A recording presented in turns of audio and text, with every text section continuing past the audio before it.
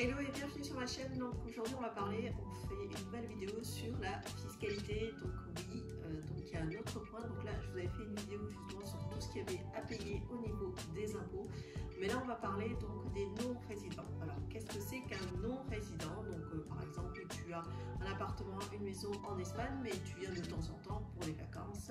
Et oui, sache que tu dois payer des impôts dessus. Donc là je vais tout expliquer pour ce statut. C'est quoi un non-résident fiscal? Donc si tu passes moins de 183 jours par an en Espagne, tu es considéré comme non-résident.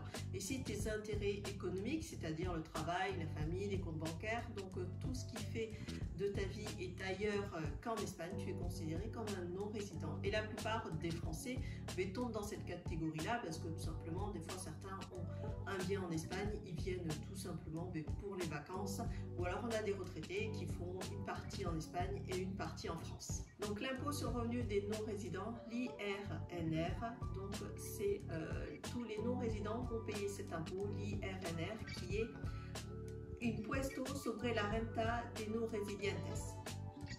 Désolé pour l'espagnol. Donc là, tous ceux qui sont non-résidents vont payer cet impôt-là. Et c'est un impôt par contre qui est à taux fixe et qui est sans tranche. Pour les résidents européens, donc comme les Français, on va être à 19%. Par contre, ceux qui sont hors Europe, ça va être 24%.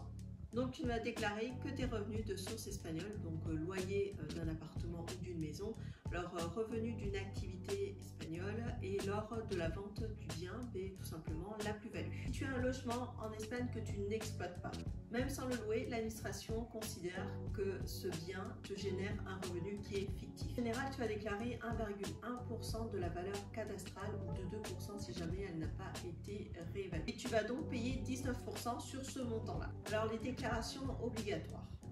Tu vas devoir remplir le modèle 210, donc, qui est pour la déclaration de l'IRNR, donc qui est les impôts. En général, ça va être une fois par an, mais si tu le loues là, par contre, ça va être trimestriel. Tu vas devoir payer directement l'AEAT, qui est le fisc espagnol. Alors, est-ce qu'il y a une double imposition entre la France et l'Espagne?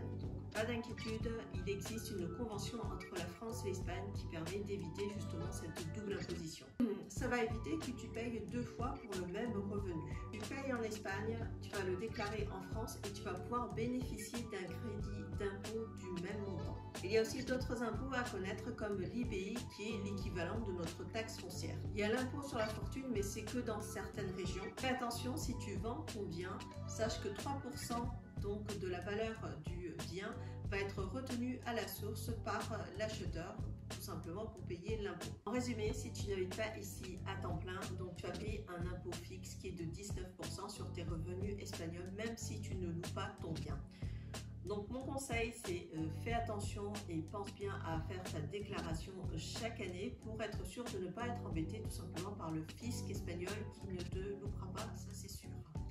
Alors j'espère que cette vidéo t'a plu et que toutes les vidéos qui ont parlé donc de tout ce qui est fiscalité, je pense que c'est important de savoir ça quand on veut venir vivre dans un pays, pour savoir quels sont les impôts, qu'est-ce qu'on va devoir payer, etc. Parce qu'il faudra tout simplement mettre de l'argent de côté et être sûr quand on veut venir vivre à temps plein d'avoir toutes ces cartes en main pour bien savoir préparer, on va dire financièrement, son arrivée ici en Espagne. Donc si tu as des questions, n'hésite pas à me laisser des commentaires, abonne-toi à ma chaîne, like, partage et on se voit la semaine prochaine. Bye bye pour une autre vidéo longue.